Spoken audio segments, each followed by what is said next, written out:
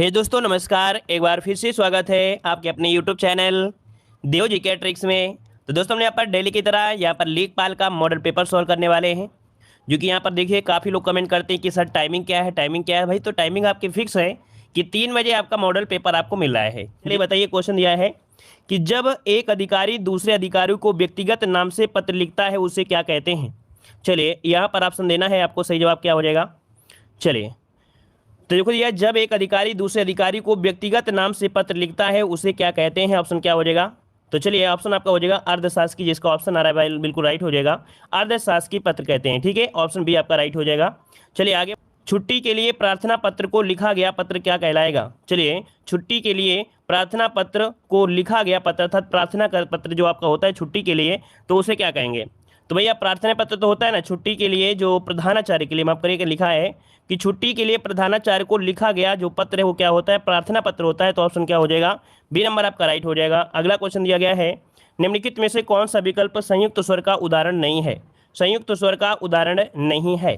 देखो हमने बताया था संयुक्त स्वर की भी संख्या कितनी होती है, 4 होती है। जिस प्रकार से संयुक्त व्यंजन होते हैं 4, उसी प्रकार से संयुक्त स्वर की भी संख्या कितनी होती है, 4 होती है। जिनमें से आपका ए आई ओ औ ये 4 होते हैं। अब इनमें से बताइए कौन सा हो जाएगा। चलिए ऑप्शन आपका ए नंबर हो जाएगा। ई जो आपका है ये संयुक्त स्वर आपका नहीं है, ये तो आपका छोटा ही है अर्थात कह सकते हैं लघु स्वर है ना। तो ऑप्शन क्या हो जाएगा, यहाँ पर आंसर आपका ए नंबर जिसका आया है बिल्कुल राइट होगा। आगे बढ़ते क्वेश्चन दिया गया है कि निम्नलिखित में से कौन से वर्ण का उच्चारण कंठ से है। चलिए बताइए कहाँ यहाँ पर कौन सा उच्चारण आपके कंठ से है। देखो का वर्ग तो होता ही होता है, का वर्ग तो कंठ से होता ही होता है। साथ में हमने आपको और बताया था कि जो आपका छोटा आ होता है और बड़ा आ होता है इसका भी स्थान क्या होता है, आपके कंठ से ही होता है ना। तो ऑप्शन क्या जाएगा, यहाँ पर आंसर जिसका आया डी नंबर बिल्कुल राइट आ रहा है। चलिए बहुत अच्छे, सभी का लगभग जवाब आया है, यहाँ पर डी हो जाएगा। आगे बढ़ते क्वेश्चन दिया गया है, नए धन अक की संधि का उदाहरण है। नए धन अक की संधि का उदाहरण है। चलिए अयादि, यण, वृद्धि और आपका दीर्घ। चलिए 5 का ऑप्शन दीजिएगा। चलिए नए धन अक अर्थात बनेगा क्या, इनको जब मिलाएंगे तो बनेगा नायक। क्या बनेगा भाई, नायक बनेगा। और हमने बताया था कि जब 3 अक्षर से वर्ण कोई बना होता है, जब वहाँ पर नॉर्मल सी मात्रा हो अर्थात कह सकते हैं छोटी बड़ी या कह सकते हैं छोटा बड़ा की मात्रा हो, तब आपकी हमेशा क्या बनती है, तो अयादि संधि होता है। तो ऑप्शन क्या हो जाएगा, यहाँ पर ए नंबर आपका राइट हो जाएगा, है ना। अयादि संधि मतलब क्या होता है कि ए आए औ से किसी अन्य स्वर का जब मेल हो जाता है तो या तो ए आए औ हो जाता है ना। तो इस प्रकार से अयादि बनती है। ऑप्शन ए हो जाएगा। अगला है चौराहा की समास का उदाहरण है। देख सकते हैं कि कोई भी क्लास आपकी होती है तो इस प्रकार के क्वेश्चन आपके मिलते हैं। चौराहा में किस समास का उदाहरण है। चलिए 6 नंबर जवाब दीजिए। 4 राहों का समाहार, है ना, या 4 राहों का समूह। तो इसका मतलब क्या हो गया, संख्यावाची हो गया। और संख्यावाची मतलब ऑप्शन क्या हो जाएगा, द्विगु समास ऑप्शन आ रहा है डी नंबर। तो बिल्कुल जवाब सही हो जाएगा, द्विगु समास हो जाएगा, द्विगु समास हो जाएगा, है ना। चलिए आगे बढ़ते हैं। क्वेश्चन दिया गया है कि तुम कहाँ रहते हो रेखांकित पद में अव्यय प्रयोग किया गया है। चलिए कह रहा है तुम कहाँ रहते हो रेखांकित पद में अव्यय प्रयोग किया गया है। इस आपको अव्यय पद को बताना है कि जो आपका कहाँ है ये आपका कैसा है 7 नंबर में। तो भैया आपसे पता है कि यहाँ पर कहाँ के साथ साथ आपका प्रश्नवाचक लगा दिया गया है ना। तो यहाँ पर आंसर क्या हो जाएगा, ऑप्शन देखिए डी नंबर, जो कि लगभग सभी का जवाब यहाँ पर आ रहा है। ऑप्शन बिल्कुल सही है, ऑप्शन डी आपका राइट हो जाएगा। मतलब प्रश्न पूछने का भाव भी है और साथ में प्रश्नवाचक चिन्ह भी लगा हुआ है। तो खास जाहिर हो रहा है कि प्रश्नवाचक आपका आंसर राइट हो जाएगा। अगला क्वेश्चन दिया गया है कि गुलाबी आंखें जो मैंने देखी, है ना, गुलाबी आंखें जो मैंने देखी। तो यहाँ पर कह रहा रेखांकित पद विशेषण के किस भेद का उदाहरण है। तो बताइए गुलाबी, गुलाबी ये जो आपका है कैसा होगा, परिमाणवाचक होगा। तो क्या नाप तौल सकते हैं क्या, जातिवाचक, गुणवाचक के उपरोक्त में से कोई नहीं। तो भाई जाति भी नहीं होता है कोई, गुलाबी कोई जाति होती है, होता है क्या कोई जाति, भाई जात तो होता नहीं है, गुण होता है। जो आप कह सकते हैं कि कोई कलर की बात कर रहा है। अर्थात ये ऑप्शन जिसका आ रहा है सी नंबर बिल्कुल सही जवाब बनेगा। ये गुणवाचक विशेषण है ना, ऑप्शन बनेगा आपका सी नंबर। चलिए आगे बढ़ते हैं। क्वेश्चन दिया गया है निम्नलिखित में से रजनी किसका पर्यायवाची शब्द आपका नहीं है। रजनी किसका पर्यायवाची शब्द आपका नहीं है। रजनी मतलब क्या होता है, रात्रि होती है, रात्रि को हम यामिनी कहते हैं, यामा भी कहते हैं और रात भी कहते हैं। लेकिन यहाँ पर जो दिया गया सुंदर, है ना, सुंदर भाई, तो सुंदर हम लोग नहीं कहते हैं ना। तो ऑप्शन क्या हो जाएगा, यहाँ पर ए नंबर आपका राइट हो जाएगा। ठीक है चलिए आगे बढ़ते हैं। क्वेश्चन दिया गया है अर्पण का विलोम शब्द क्या है। चलिए अर्पण का विलोम शब्द क्या होता है। देखिए अर्पण मतलब होता है सौंपना या कह सकते हैं भेंट करना। अर्पण का जो अर्थ होता है वो होता है सौंपना या कह सकते हैं भेंट करना। अब इसका पूछा गया विलोम, और विलोम क्या होता है। तो जब किसी को भेंट किया गया है ना, तो इसका ग्रहण भी कर लीजिए। तो ऑप्शन क्या हो जाएगा, बी नंबर यहाँ पर राइट हो जाएगा, ग्रहण हो जाएगा। ठीक है, आगे बढ़ते हैं। क्वेश्चन दिया गया है तरंग तुरंग शब्द युग्म का सही अर्थ बताइए, क्या हो जाएगा। चलिए, तरंग तुरंग शब्द युग्म का सही अर्थ इनमें से क्या हो जाएगा 11 नंबर में। चलिए, तरंग का अर्थ क्या होता है, लहर होता है ना। तरंग का अर्थ क्या होता है, लहर होता है। और इसके बाद तुरंग दिया है। अब इसका भी आंसर आप लोग तुरंत जान गए होंगे। आपका जवाब यहाँ पर 11 नंबर में बनेगा ऑप्शन यहाँ पर सी नंबर, लहर और आपका घोड़ा। क्या हो जाएगा, लहर घोड़ा, ऑप्शन बनेगा सी नंबर। आगे बढ़ते हैं। क्वेश्चन आपसे दिया गया है मैं सोमवार के दिन आपके गाँव आऊँगा, वाक्य का शुद्ध रूप इनमें से बताइए, क्या हो जाएगा। मैं सोमवार के दिन आपके गाँव आऊँगा, वाक्य का शुद्ध रूप इनमें से बताइए, क्या हो जाएगा 12 नंबर में। तो देखिए भाई, 12 की अगर हम बात करते हैं, अगर हम 12 की बात करते हैं तो कह रहा है कि मैं सोमवार को आपके गांव आऊँगा, ऐसे होना चाहिए। मैं सोमवार के दिन दिया गया है, और के दिन जो दिया है, दिन लगाना जरूरी नहीं, क्योंकि ऑलरेडी यहाँ पर सोमवार आपका दिया है, तो दिन लगाना है क्या, नहीं लगाएंगे। तो हो जाएगा मैं सोमवार को आपके गांव आऊँगा, जो कि ऑप्शन यहाँ पर डी नंबर जिसने भी दिया है उसका राइट आंसर हो जाएगा डी नंबर। ठीक है, अगला बताइए निम्नलिखित में से अशुद्ध शब्द का उदाहरण कौन सा है। अशुद्ध शब्द कह रहे अंतर्धान, है ना, सही दिया गया है। मूर्ति भी सही है, अतीत भी सही है। यहाँ पर ऊर्जा क्या, देखिए थोड़ा सा ऊर्जा क्या सही दिया है क्या, ऊर्जा तो नहीं सही लग रहा है ना, क्योंकि ऊर्जा में जो मात्रा होती है वो में वो बड़ा वो क्यों होती है, मतलब कि यहाँ पर जो आंसर गलत है वो आपका सी नंबर गलत दिया गया है। ठीक है, चलिए अगला बताइएगा चांदी का जूता मारना मुहावरे का सही अर्थ क्या हो जाएगा। चलिए, चांदी का जूता मारना मुहावरे का अर्थ क्या हो जाएगा। तो भाई चांदी का जूता है, तो यहाँ पर क्या हो सकता है, राम को अपना बिल पास करने के लिए अधिकारी को चांदी का जूता मारना पड़ा। मारना मतलब ये हुआ कि थोड़ा रिश्वत, मतलब घूस देना है, मतलब रिश्वत देना, ऑप्शन सी नंबर आपका हो जाएगा, है ना। ऐसे किसी की जूता मार दो अधिकारी की, तो तुम्हारा काम तो का है, तुम्हारा काम बिगाड़े दिए, है ना।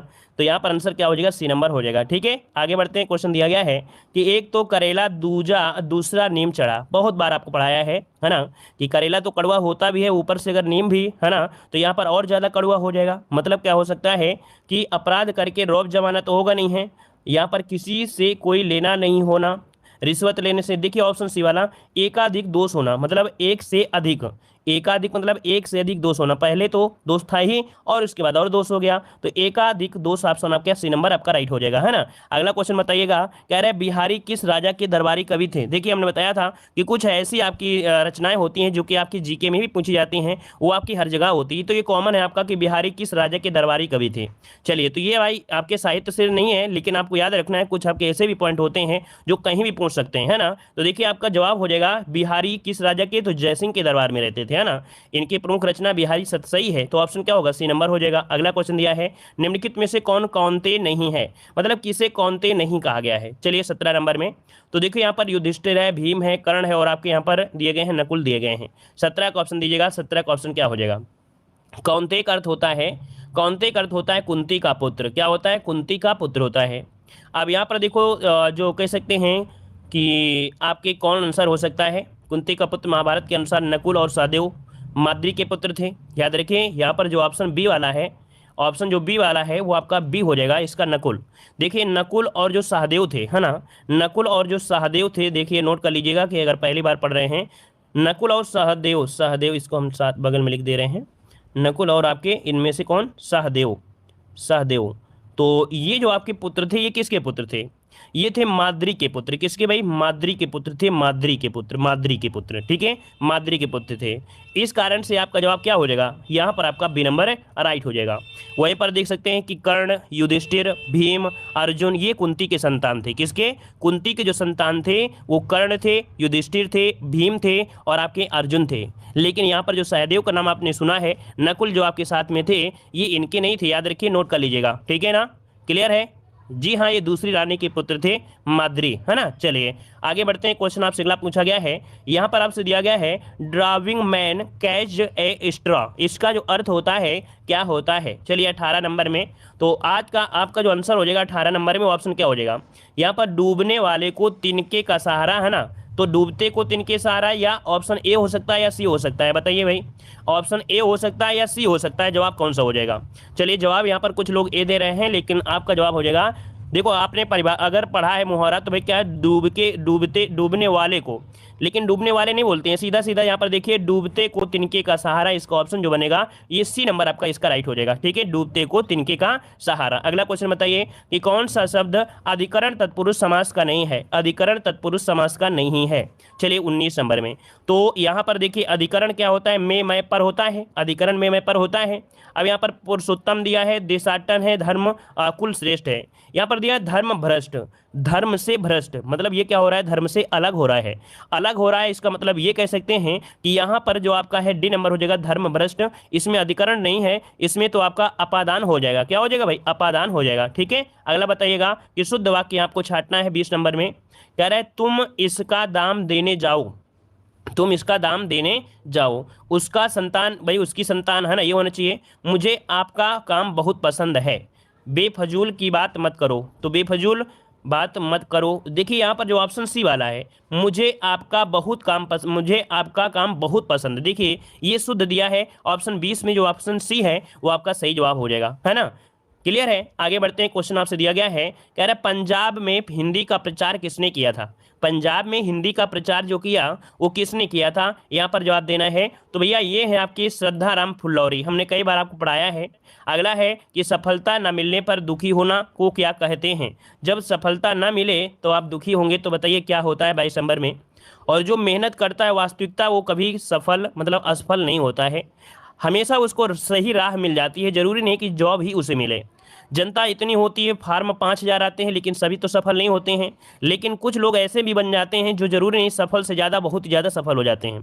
तो चलिए अब सही, सफलता न मिलने पर दुखी होना को क्या कहते हैं 22 नंबर में, क्षोभ बोलते हैं। क्या बोलते हैं, क्षोभ होता है, क्षोभ, इसका ऑप्शन बनेगा ए नंबर हो जाएगा। अगला क्वेश्चन आपसे दिया गया है, धूसर का पर्यायवाची शब्द आपका होगा, धूसर का पर्यायवाची इनमें से राइट क्या हो जाएगा, धूसर का पर्यायवाची पूछा गया है। चलिए 23 का ऑप्शन दीजिएगा, 23 का ऑप्शन इनमें से क्या हो जाएगा। चलिए 23 का जवाब देखिए, काफी लोग जवाब दे रहे हैं 23 नंबर में, और यहाँ पर 23 का ऑप्शन हो जाएगा सी नंबर। यहाँ पर बेसर होता है, क्या होता है भाई, बेसर होता है। ये 2021 का लेटेस्ट क्वेश्चन है, याद रखिए लेटेस्ट क्वेश्चन में आपका है, जो आपका कह सकते हैं ये क्वेश्चन है कि जो दूसर का पर्यायवाची है वो आपका बेसर है। अब यहाँ पर देखो खनक पूछा गया था 2021 में, खनक किसका होता है, तो ये चोर का होता है। किसका होता है भाई, चोरवा का होता है, अर्थात चोर का होता है। ठीक है, ऑप्शन बनेगा आपका सी नंबर। अगला है खाने की इच्छा, भाई जो खाने की इच्छा होता है उसको हम लोग क्या कहते हैं। चलिए ये वाला तो होगा नहीं, भू वाला इसमें से है ना, बुभुक्षा दिया है और विभूछा दिया गया है, इसका आप लोग जवाब दीजिएगा, कमेंट बॉक्स में कमेंट करिएगा। 24 वाले में ऑप्शन जो आपको कमेंट करना है आपको करना है। ठीक है, इसका जवाब सभी लोग देंगे, वो भी ऑफलाइन देंगे। अगला क्वेश्चन दिया गया है, स्पर्श व्यंजन, कंठ ध्वनि, अघोष और आपका महाप्राण ध्वनि। अब 25 वाले में बताइए क्या हो सकता है। तो देखो यहाँ पर आपका कंठ ध्वनि है, कंठ ध्वनि के हिसाब से देखा जाए तो सभी ऑप्शन दिए गए, मतलब सभी आपके क वर्ग से हैं। अघोष में होता है क्या, जो आपके का और क्या होते हैं, ख होते हैं, अघोष होते हैं। ये गलत हो गया, ये तो गलत हो गया। अब यहाँ पर देखिए आपका का तो या तो का ये हो सकता है, ये तो ये हो सकता है, लेकिन महाप्राण ध्वनि के अनुसार कौन सा जाएगा, आपका सी हो जाएगा, यहाँ पर खा हो जाएगा। ठीक है, आगे बढ़ते हैं। क्वेश्चन आपसे अगला पूछा गया है कि ट्यूबलाइट में कौन सी गैस भरी होती है। आप बताइए कि भाई आपका जवाब क्या हो जाएगा। आप लोग पहले सबसे पहले यही बताइएगा कि हिंदी में जो 25 क्वेश्चन हुए हैं, तो 25 क्वेश्चन में आप लोगों का स्कोर कितना रहा है। अब जीके में बताइएगा कि जीके में स्कोर कितना रहा है, अलग अलग हम आपसे पूछेंगे कि क्या स्कोर आपका रहा है। चलिए यहाँ पर बताइए कि आपका जवाब क्वेश्चन नंबर 1 है 51 है कि ट्यूबलाइट में कौन सी गैस भरी होती है, ट्यूबलाइट में कौन सी गैस भरी होती है। तो देखो हमने बताया था कि ये होते हैं कैसी, आर्गन गैस, मतलब ऑप्शन जो आपका है कि argon gas, neon gas, krypton gas, ये गैसी होती हैं जो अक्रिय गैसें होती हैं। अक्रिय मतलब होता है जो क्रिया नहीं करती, अक्रिय है ना, मतलब कि जो क्रिया ना करें उन्हें बोलते हैं। अगर ये क्रिया कर लेंगी तो भैया तो फिर क्या होगा, बल्ब फूट जाएगा तुरंत, है ना। तो यहाँ पर जो आंसर हो जाएगा डी हो जाएगा, उपरोक्त सभी, ये सभी क्या है, ट्यूबलाइट में गैस भरी होती हैं। ठीक है, आगे बढ़ते हैं। क्वेश्चन दिया गया है, कह रहा आपसे यहाँ पर अखिल भारतीय किसान सभा के संस्थापक या अध्यक्ष आपके कौन थे। चलिए अखिल भारतीय किसान सभा के संस्थापक अध्यक्ष इनमें से कौन थे। 52 का ऑप्शन देना है, आपका सही जवाब क्या हो जाएगा। चलिए देखिए, याद रखिएगा, एक पॉइंट याद रखिए कि 11 अप्रैल 1936 को, क्या 11 अप्रैल 1936 को सरस्वती के साथ कांग्रेस अपने पहले अध्यक्ष के रूप में निर्वाचित हुए थे।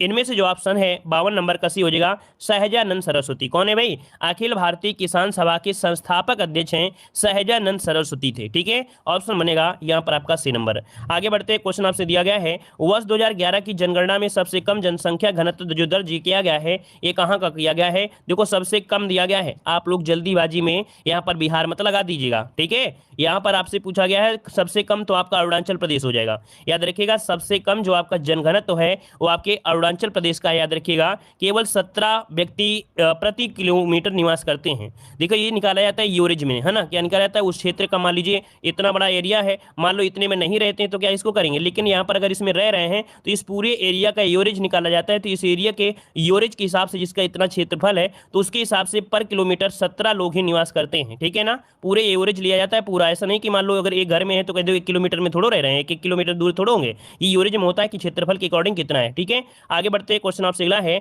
उत्तर प्रदेश में विख्यात भारत माता का मंदिर कहाँ पर है। ये बताइए भारत माता का मंदिर, तो भाई 54 का ऑप्शन क्या हो जाएगा।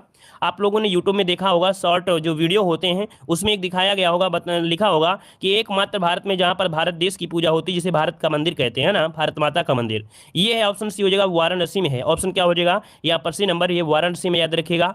और अंग्रेजों ने फूट डालो राज करो की मंशा को लेकर वाराणसी में एक बैठक भी हुई थी। मतलब अंग्रेजों ने कहा था फूट डालो और राज करो, तो वाराणसी में एक बैठक हुई थी जिसमें शिव प्रसाद गुप्ता ने एक ऐसे मंदिर का परामर्श दिया जिसमें अखंड भारत का नक्शा बना, और इसका उद्घाटन किया था गांधी जी ने। कब, तो 1936 में। मतलब इस का जो उद्घाटन हुआ था वो 1936 में हुआ था, ठीक है ना। तो ये पॉइंट आपका रहा, अर्थात ये कहानी रही है इस मंदिर के बनाने के लिए, ठीक है। आगे बढ़ते हैं, क्वेश्चन दिया गया है, मध्य प्रदेश में प्रीतमपुर को किसके लिए जाना जाता है। भाई प्रीतमपुर एक क्या है भाई, ये एक ऑटोमोबाइल का है ना, ये जो आपका है ऑटोमोबाइल के लिए जाना जाता है। ऑप्शन हो जाएगा ए नंबर हो जाएगा कि आपका मध्य प्रदेश में प्रीतमपुर को ऑटोमोबाइल के लिए जाना जाता है, ठीक है, याद रहेगा। चलिए आगे बढ़ते हैं, क्वेश्चन आपसे अगला पूछा गया है, निम्नलिखित में से कौन सा सुमेलित नहीं है। यहाँ पर बांध दिया गया है, यहाँ पर नदी दिया गया है, अब आप बताइए सुमेलित है कौन, कौन सा नहीं है।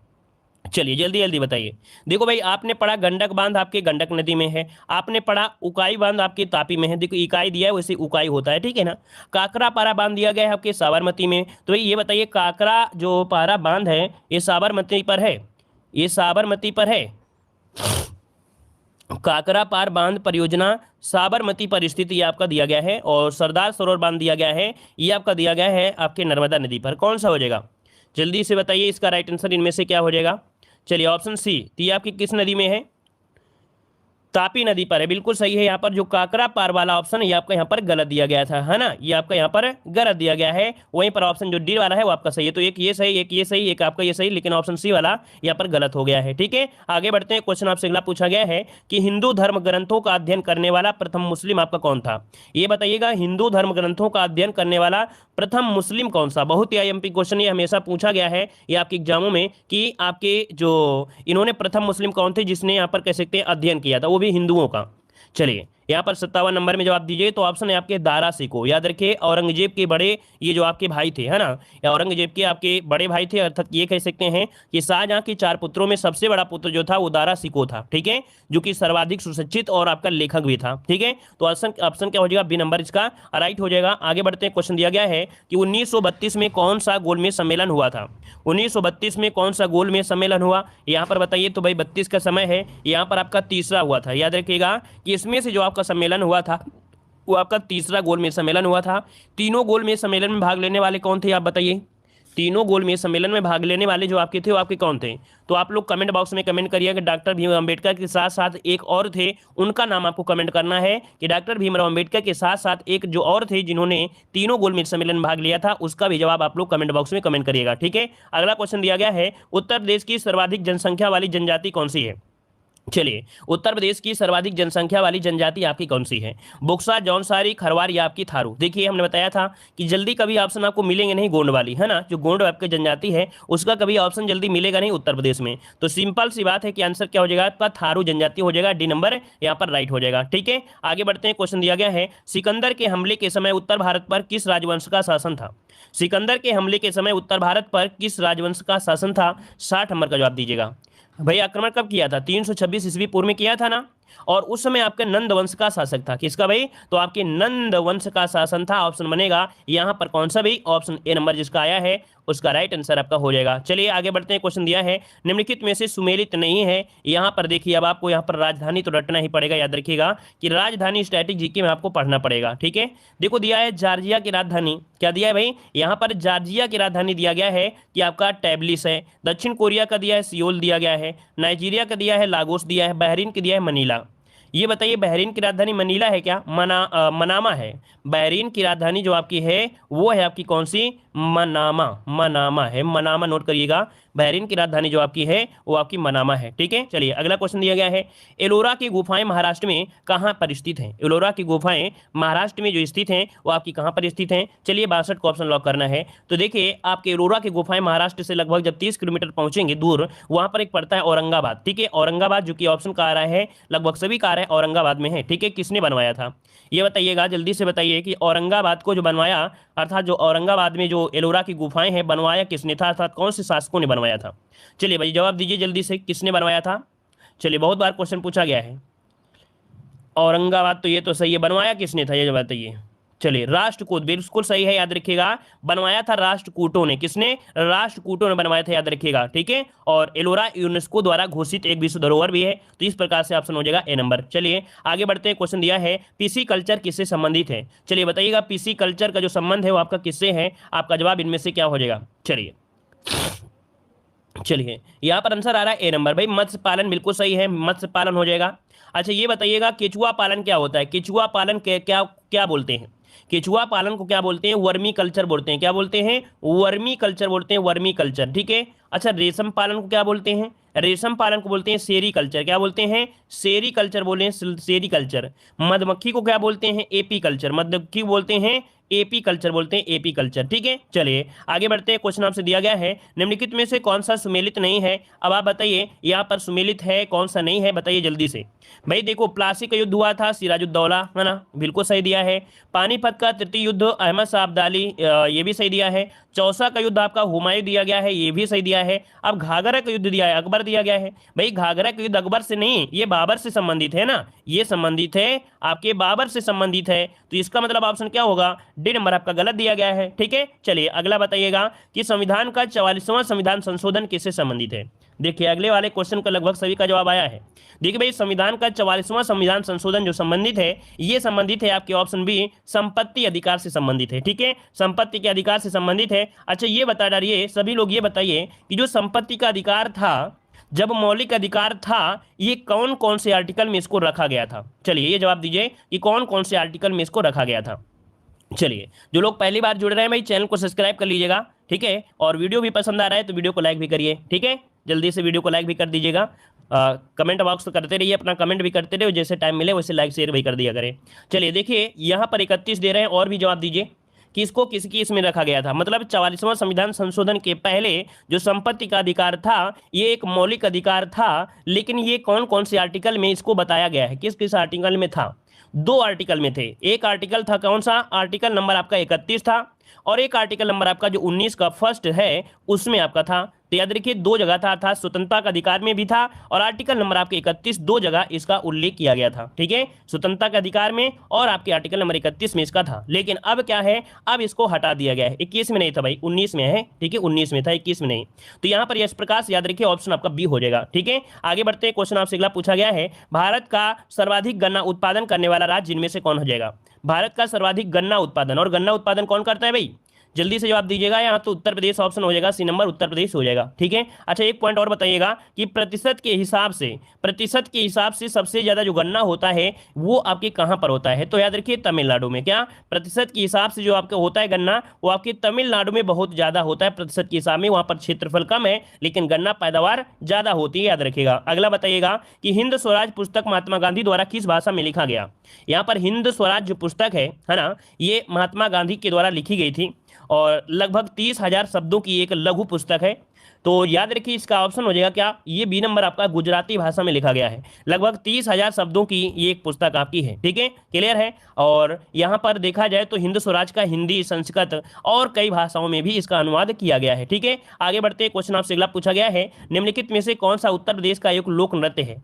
ऑप्शन होगा आपका डी, उपरोक्त सभी हो जाएगा, ठीक है। चलिए आगे बढ़ते हैं, क्वेश्चन दिया है दिल्ली के कुछ सुल्तान ने जजिया कर हटाया था। तो बताइएगा जजिया कर जो हटाया था वो किसने हटाया था? यहाँ पर 69 का ऑप्शन क्या हो जाएगा? तो आपका जवाब हो जाएगा बी, अकबर ने हटाया था, ठीक है। अकबर ने हटाया था जजिया कर आपके कब? 1564 में समाप्त कर दिया था। लेकिन बाद में क्या हुआ? 16 कैसे लिखेंगे भैया? 1679, ठीक है। 1679 में क्या हुआ कि जजिया कर को पुनः लगा दिया, किसने? औरंगजेब ने पुनः लगा दिया था जजिया कर को, 1679 में लगा दिया था, ठीक है। क्लियर है। आगे बढ़ते हैं, क्वेश्चन दिया गया है हिमांशु शर्मा किस खेल से संबंधित है? हिमांशु शर्मा किस खेल से संबंधित है? यहां पर आपका 70 का ऑप्शन क्या हो जाएगा? तो भैया याद रखिएगा ये मुक्केबाजी से है। क्या भाई? ये मुक्केबाजी संबंधित है। जैसे यहां पर आंसर हो जाएगा डी, मुक्केबाजी, हिमांशु शर्मा, ठीक है। चलिए यहां पर आगे बढ़ते हैं, क्वेश्चन दिया गया। अच्छा, कुश्ती से कोई एक आध नाम बता दो। कुश्ती से देखो, कुश्ती वाले में आपने सुना होगा साक्षी मलिक, है ना, बजरंग पुनिया, विनोद कुमार, है ना, और क्या सुने आपने? राजेंद्र कुमार, हरप्रीत नाम सुना होगा। ये आपकी कुश्ती से होते हैं। और निशानेबाज से एक आपके यूपी के भी थे, भानु, है ना, मनु भाकर। देखिए निशानेबाज में आपके मनु भाकर, है ना, और जीतू राय, ओम प्रकाश, ये बहुत ही आपके प्रसिद्ध है जो कि एग्जाम में पूछे जा सकते हैं। तो यहाँ पर 70 का ऑप्शन हो जाएगा क्या? डी हो जाएगा, मुक्केबाजी से हो जाएगा, ठीक है। आगे बढ़िए, क्वेश्चन आपसे दिया है राजीव गांधी खेल रत्न पुरस्कार पाने वाले पहले व्यक्ति कौन थे? राजीव गांधी खेल रत्न पुरस्कार पाने वाले पहले व्यक्ति पूछा गया है। आपका आंसर क्या हो जाएगा? तो ऑप्शन हो जाएगा बी नंबर, विश्वनाथ आनंद थे। याद रखिए, विश्वनाथ आनंद। और याद रखिएगा इसकी शुरुआत हुई थी 1991-92 में हुई थी। इसकी शुरुआत 91-92 में आपकी की गई थी, ठीक है, याद रहेगा। ये शतरंज ग्रैंड मास्टर रहे हैं ना, ये शतरंज ग्रैंड मास्टर रहे विश्वनाथ आनंद को सब लोग जानते होंगे। इनको दिया गया था दो, और ठीक है ना। चलिए, और 2020 में राजीव गांधी खेल रत्न पुरस्कार जो दिया गया वो दिया गया है रोहित शर्मा को, विनेश फोगाट को, मनिका बत्रा को और आपके थंगावेलु को दिया गया था, ठीक है। चलिए यहां पर अगला क्वेश्चन दीजिए, यूनिसेफ का मुख्यालय कहां पर है? यूनिसेफ का मुख्यालय जो है वो आपका कौन सा है? चलिए आपका जवाब 72 नंबर में क्या होगा? यूनिसेफ का मुख्यालय है आपके ऑप्शन हो जाएगा ए नंबर, न्यूयॉर्क में हो जाएगा। न्यूयॉर्क क्या हो जाएगा भाई? न्यूयॉर्क। यूनिसेफ का मुख्यालय न्यूयॉर्क में है। और ये जो आपका इसका विस्तार है वो संयुक्त राष्ट्र बाल कोष के अंतर्गत आपका आता है, ठीक है। और यहाँ पर इसकी स्थापना हुई थी आपके 1900 कब? तो आपके 1946 में, 11 दिसंबर 1946 को। आगे बढ़ते हैं, क्वेश्चन आपसे दिया गया है रिजर्व बैंक इंडिया की स्थापना कब हुई थी? देखो यहाँ पर स्थापना दिया गया है। अब आप जवाब दीजिए कि आपका आंसर क्या हो जाएगा 73 नंबर में। चलिए स्थापना जो हुई थी वो आपकी कब हुई थी? जल्दी से बताइए भाई। 35, तो ऑप्शन हो जाएगा यहाँ पर आपका सी नंबर 1935 में की गई स्थापना। कब? 1 अप्रैल, ठीक है, 1 अप्रैल 1935 की स्थापना की गई थी, ठीक है। आगे बढ़ते हैं, अच्छा कहाँ पर की गई थी ये बताइए। अच्छा देखते हैं कितने लोगों को पता होगा कि रिजर्व बैंक इंडिया की स्थापना 1 अप्रैल 1935 में कहाँ पर की गई थी। ये बताने वाला है कोई स्टूडेंट कि कहाँ पर की गई थी, ये कोई बताएगा? चलिए कुछ लोग यहाँ पर जवाब दे रहे हैं मुंबई में हुई थी, बहुत अच्छे। कोलकाता में कुछ लोग जवाब दे रहे हैं। भैया आप मुंबई, महाराष्ट्र सब कुछ देने लगे। देखिए स्थापना हुई थी कब, कहाँ पर? कोलकाता में हुई थी। इसकी स्थापना कोलकाता में हुई थी कब? तो 1 अप्रैल 1935 को इसकी स्थापना कोलकाता में हुई थी। अर्थात ये कह सकते हैं कि इसका जो केंद्रीय कार्यालय था वो कोलकाता में था। कहाँ पर था? कोलकाता में था। लेकिन आपके 1937 में, कब? 1937 में इसकी जो स्थायी रूप से जो स्थानांतरित किया गया वो मुंबई किया गया था। तो इसका मतलब यह है कि प्रारंभ में इसका जो हेडक्वार्टर था वो कोलकाता में था, लेकिन 1937 में स्थायी रूप से ये आपका मुंबई हो गया, ठीक है। क्लियर हो गया है। अब आपका हेड ऑफिस आपका मुंबई है, ठीक है। चलिए आगे बढ़ते हैं, क्वेश्चन दिया है विश्व कैंसर दिवस कब मनाया जाता है? विश्व कैंसर दिवस कब मनाते हैं? चलिए जवाब देना है, आपका आंसर क्या होगा? चलिए ऑप्शन आ रहा है यहाँ पर बी नंबर, चीर फाड़, अर्थात 4 फरवरी। भाई कैंसर किसी को हो जाता है तो चार टुकड़े कर डालते हैं, चीर फाड़ डालते हैं। तो ऑप्शन क्या होगा? चीर फाड़, अर्थात 4 फरवरी। ऑप्शन ने आपका बी नंबर राइट हो जाएगा। यहाँ पर देखिए 20 मार्च को क्या मनाते हैं, जल्दी से बताइए। 20 मार्च को क्या मनाते हैं? 20 मार्च को मनाते हैं गौरैया दिवस। क्या मनाते हैं भाई? गौरैया, जानते हैं ना चिड़िया को? गौरैया चिड़िया को जानते हैं सभी लोग। तो गौरैया दिवस मनाते हैं 20 मार्च को, ठीक है। अच्छा यहाँ पर आपके 25 मई को क्या मनाते हैं? 25 मई को मनाते हैं क्या? आपका मलेरिया दिवस। क्या मनाते हैं भाई? मलेरिया दिवस मनाते हैं। याद रखिएगा कि विश्व मलेरिया दिवस मनाते हैं 25 मई को, ठीक है। अच्छा 1 दिसंबर तो सभी को पता होगा कि 1 दिसंबर को मनाते हैं एड्स दिवस। क्या मनाते हैं भाई? एड्स दिवस मनाते हैं 1 दिसंबर को। क्लियर हो गया। आगे बढ़ते हैं, अगला क्वेश्चन दिया है उत्तर प्रदेश का कौन सा जिला कांच की चूड़ियों के लिए प्रसिद्ध है? कांच की चूड़ियों के लिए प्रसिद्ध है, आपका जवाब कौन सा हो जाएगा? चलिए ये है आपका फिरोजाबाद। क्या भाई? फिरोजाबाद, जो कि कांच की चूड़ियों के लिए आपका जाना जाता है। और फिरोजाबाद विश्व में खनकती चूड़ियों के शहर के नाम से जानता है। अगर क्वेश्चन ये पूछे खनकती हुई चूड़ियों के नाम से, क्या पूछेगा? खनकती चूड़ियों के शहर के नाम से किसे जानते हैं?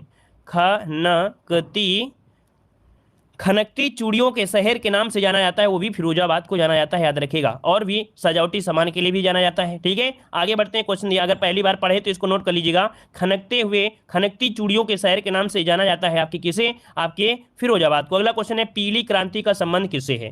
भाई बताइए जल्दी से, पीली क्रांति का जो संबंध है वो आपका किससे है? पीली क्रांति का है तिलहन उत्पादन, जिसका ऑप्शन आ रहा है बिल्कुल राइट हो जाएगा, तिलहन उत्पादन से आपका है। इस क्रांति को सफल बनाने के लिए याद रखिए 1986 में, कब 1986 में तिलहन प्रौद्योगिकी नामक मिशन चलाया गया था। तिलहन प्रौद्योगिकी मिशन चलाया गया था 1986 में, याद रखिएगा। आगे बढ़ते हैं। क्वेश्चन दिया गया है कि पपीता में खाया जाने वाला भाग जो आपका है वो कौन सा है? पपीता में खाया जाने वाला भाग क्या होता है भाई? पपीते का ऊपर वाला कवर निकाल लेते हैं, बीच में जो आपकी बीजें होती हैं उनको भी निकाल देते हैं, तो बीच में जो बनता है तो क्या मध्य एवं अंता फलवृत्ति, क्या बनेगा? ऑप्शन बनेगा डी, मध्य एवं अंता फलवृत्ति बनेगा ना भाई। बाहर का निकाल के फेंक देते हो, अंदर के बीज निकाल देते हो, तो ऑप्शन क्या होगा? यहाँ पर सी हो जाएगा। शुष्क खेती वहां की जाती है जहां, ये बताइएगा कि शुष्क खेती कहां पर की जाती है? शुष्क खेती कहां पर की जाती है? जहां पर वर्षा होती है 50 सेंटीमीटर। क्या होती है? 50 सेंटीमीटर वर्षा होती है, उससे हम लोग कम भी कह सकते हैं। 50 सेंटीमीटर से कम वर्षा होती है, वहां पर शुष्क खेती होती है। जैसे हमने बताया था कि 50 सेंटीमीटर से देखिए लद्दाख में भी कम होती है, राजस्थान में भी होती है, कुछ एरिया आपका ऐसा होता है जो एमपी और आपका महाराष्ट्र का है जहां पर शुष्क एरिया आपका रह जाता है। ठीक है, ऑप्शन डी हो जाएगा। अगला क्वेश्चन दिया है कि फार्म पर फसल उगाने के साथ पशुपालन करना क्या कहलाता है? अर्थात फार्म पर अगर फसल उगा रहे हैं साथ में पशुपालन भी कर रहे हैं तो इसको क्या कहेंगे? इस खेती को क्या बोलते हैं? Mix cropping, mix farming, single cropping या पशुपालन, क्या कहेंगे? इसका आंसर जवाब दीजिए। आपका सही जवाब इनमें से क्या हो जाएगा? देखिए फार्म पर फसल उगाने के साथ साथ क्या होता है? पशुपालन भी करते हैं, मिक्स फार्मिंग कहते हैं। मिक्स फार्मिंग जो कि ऑप्शन बनेगा यहाँ पर बी नंबर जिसका आया है बिल्कुल राइट हो जाएगा। मिक्स फार्मिंग मतलब जब एक बार एक से अधिक फसल एक जगह पर उगाया जाता है तो उसे मिक्स यहाँ पर क्रॉपिंग कहते हैं। क्या? अगर क्रॉपिंग की अगर नाम करें, इससे अगर क्रॉपिंग की बात करें कि मिक्स क्रॉपिंग क्या होती है, मिक्स क्रॉपिंग क्या होती है? तो मिक्स क्रॉपिंग होती है कि जब एक बार में एक से अधिक फसल एक जगह उगाया जाए तो उसे मिक्स क्रॉपिंग कहते हैं, याद रहेगा ना। लेकिन अगर फसल के साथ साथ पशुपालन की बात करें तो इसे मिक्स फार्मिंग कहते हैं। दोनों में थोड़ा थोड़ा अंतर हल्का है। अगला क्वेश्चन बताइए, महलवाड़ी व्यवस्था किसके शासनकाल में लागू हुआ था? महलवाड़ी व्यवस्था किसके शासनकाल में लागू हुआ था? कह रहे पंचायतों की अवधि कितनी होती है? पंचायतों की अवधि जो होती है वो आपकी होती है 5 वर्ष, वो भी कैसा? प्रथम अधिवेशन से जोड़ा जाता है। ऑप्शन बनेगा आपका ए नंबर राइट हो जाएगा। ठीक है ना। और मान लो अगर किसी भी कारण से पंचायत बीच में भंग हो जाती है तो 6 माह के अंदर उसके चुनाव करा लिए जाने चाहिए। अगला क्वेश्चन दिया गया है कि किस संविधान संशोधन के तहत अरुणाचल प्रदेश में अनुसूचित जनजातियों के लिए पंचायत में आरक्षण संबंधी प्रावधान समाप्त कर दिया गया है? तो देखिए भाई आपके अरुणाचल प्रदेश में अनुसूचित जनजातियों के लिए पंचायत में आरक्षण संबंधी प्रावधान जो थे वो समाप्त कर दिया गया। ये कौन से? तो आपका जो 83 नंबर का संशोधन था, कौन सा भैया? 83वें संविधान संशोधन, ऑप्शन बनेगा यहाँ पर आपका सी नंबर राइट हो जाएगा। ठीक है, क्लियर हो गया। चलिए 82 का ऑप्शन हो जाएगा सी नंबर। ठीक है, अगला क्वेश्चन बताइए। क्वेश्चन दिया गया है कि राष्ट्रीय डेयरी अनुसंधान संस्थान कहां पर स्थित है? चलिए जवाब देना है, सही जवाब क्या हो जाएगा? चलिए तो देखो राष्ट्रीय डेयरी अनुसंधान संस्थान पूछा गया है, 83 नंबर में, ऑप्शन आ रहा है आपका सी। ये करनाल जो कि हरियाणा में है, करनाल हरियाणा, ऑप्शन बनेगा यहाँ पर आपका सी नंबर। ठीक है, आगे बढ़ते हैं। क्वेश्चन दिया गया है कि रैयतवाड़ी व्यवस्था कब आपका यहाँ पर बनाया गया? रैयतवाड़ी व्यवस्था कब बनाया गया? 84 नंबर में। तो देखिए भाई 84 की अगर हम बात करते हैं, 84 की अगर हम बात करें तो आपका आंसर क्या हो जाएगा? चलिए 84 की अगर हम बात करते हैं तो भैया आपके 1792 में क्या हो जाएगा आपका? तो याद रखिए 1792 में एक कैप्टन थे अलेक्जेंडर रीड, क्या? अलेक्जेंडर रीड के द्वारा यहां पर कह सकते हैं कि बनाया गया था। इसको ऑप्शन आपका बी नंबर राइट हो जाएगा। रैयतवाड़ी व्यवस्था को लागू किसने किया था ये बताइए? रैयतवाड़ी व्यवस्था को लागू किसने किया था? अगर ये पूछे रैयतवाड़ी व्यवस्था को लागू किसने किया था तो लागू जो किया था वो दूसरे ने किया था, थॉमस मुनरो ने किया था। किसने? तो आपके थॉमस मुनरो ने किया था, थॉमस मुनरो ने किया था। ठीक है, चलिए आगे बढ़ते। क्वेश्चन दिया है गेहूं की रोटी निम्नलिखित में से किसके कारण फूल जाती है? गेहूं की रोटी किस कारण से फूलती है? चलिए यहां पर जवाब देना है, सही जवाब क्या हो जाएगा? देखो गेहूं की रोटी दो प्रकार से फूल सकती है। एक तो ऑप्शन क्या हो, एक तो तरीका होता है कि उसमें ईस्ट मिला दीजिए, है ना। एक तो ईस्ट के कारण होता है, दूसरा क्या होता है? दूसरा आटे में पानी के कारण होता है। ठीक है, तो ऑप्शन आपका हो जाएगा यहाँ पर सी नंबर। एक तो ईस्ट के कारण है और दूसरा होता है आटे को पानी मिला दीजिए। बहुत लोग होते देखते हैं कि आटे को बहुत पहले से क्या कर देते हैं, खून देते हैं और इसके बाद उसको रख देते हैं, है ना। तो ऑप्शन सी हो जाएगा। अगला है जिला स्तर पर मनरेगा का परिचालन किस इकाई द्वारा किया जाता है? जिला स्तर पर मनरेगा का परिचालन जो होता है वो किस इकाई द्वारा करते हैं? 86 नंबर में। चलिए 86 की अगर हम बात करते हैं तो याद रखिए आपका जिला ग्राम्य विकास प्राधिकरण अर्थात अधिकरण, ऑप्शन सी नंबर इसका राइट हो जाएगा। ठीक है, क्या हो जाएगा भाई, ऑप्शन बनेगा आपका सी नंबर राइट हो जाएगा। ठीक है, क्लियर है आपका। और यहां पर आगे बढ़ते क्वेश्चन दिया है कि मत्स्य पालन को कृषि का दर्जा कब दिया गया। मत्स्य पालन को कृषि का जो दर्जा दिया गया वो कब दिया गया था। मत्स्य पालन को कृषि का दर्जा जो दिया गया वो कब दिया गया, 87 का ऑप्शन क्या हो जाएगा। तो याद रखिए जून 2015 जिसका ऑप्शन आ रहा है बिल्कुल राइट हो जाएगा कि जून 2015 में मत्स्य पालन को कृषि का दर्जा दिया गया था। ठीक है, आगे बढ़ते हैं। क्वेश्चन आपसे दिया गया है कि महिला डेयरी योजना किस विभाग द्वारा लागू किया गया। महिला डेयरी योजना किस विभाग के द्वारा लागू किया गया। तो यहां पर आंसर हो जाएगा डी नंबर, दुग्ध विकास विभाग। क्या, दुग्ध विकास विभाग। मतलब कह सकते हैं प्रदेश में दुग्ध विकास विभाग की ओर से प्रदेश में सबसे ज्यादा दूध उत्पादन करने वाले दूध उत्पादकों को प्रोत्साहन दिया जाएगा और हर वर्ष क्या होगा, गोकुल पुरस्कार दिया जाएगा। तो ऑप्शन बनेगा आपका डी नंबर। अगला क्वेश्चन दिया है कि वर्ष 2019 की वन रिपोर्ट के अनुसार उत्तर प्रदेश में कुल कितना वन क्षेत्र पाया जाता है। तो भैया कितना आपका क्षेत्र मिलेगा यहाँ पर 2019 के अनुसार। तो ये है आपका कौन, 16,582 वर्ग किलोमीटर। इसका ऑप्शन हो जाएगा बी नंबर इसका राइट हो जाएगा। ठीक है, क्लियर है। अच्छा ये बताइए कि सबसे ज्यादा वन जो है आपके उत्तर प्रदेश में कहां पर है। इसका जवाब कौन कौन देंगे कि जो सबसे ज्यादा वन है उत्तर प्रदेश में वो कहां पर है, ये बताइए बस जल्दी बताइए। सोनभद्र, बिल्कुल सही है। ऑप्शन आपका हो जाएगा बी, अर्थात सबसे ज्यादा जो वन है वो आपके सोनभद्र जनपद में है। आगे बढ़ते हैं। क्वेश्चन आपसे दिया गया है कह रहा वन रिपोर्ट 2019 के अनुसार उत्तर प्रदेश में कितना प्रतिशत वन आपका वातावरण पाया जाता है, अर्थात वन से घिरा हुआ जो क्षेत्र है वो कितना है। तो याद रखिए इसका राइट आंसर 90 का हो जाएगा बी, 3.09 वन आवरण से यहाँ पर दिया गया क्या, वृक्षावरण। वृक्षावरण का मतलब हमने आपको समझाया था बहुत अच्छी तरीके से, देखिए क्या होता है, फिर से आज हम समझा दे रहे हैं कि मान लीजिए बोला जाता है वन आवरण और वृक्षावरण। तो वन क्या होते हैं, पास पास में होते हैं। जो कोई जंगल हो गया तो वन हो गया, लेकिन जैसे आपके घर में वृक्ष लगा हुआ है, रोड किनारे वृक्ष लगे हुए हैं, कहीं इधर वृक्ष लगे हैं, तो इनके क्षेत्र देखा जाता है इनका क्षेत्र क्या है। तो वही वृक्ष दिया गया कि ये जो इधर उधर लगे होते हैं उनका परसेंट है आपका 0.3 हो जाएगा, है ना। अगर पूछ लेता है कि आपके वर्ग के अंदर तो उसका आपका अलग हो जाता है। ठीक है, चलिए आगे बढ़ते हैं। क्वेश्चन आपसे दिया गया है कि वन रिपोर्ट 2019 के अनुसार उत्तर प्रदेश में मध्य सघन वन कितना वर्ग किलोमीटर है।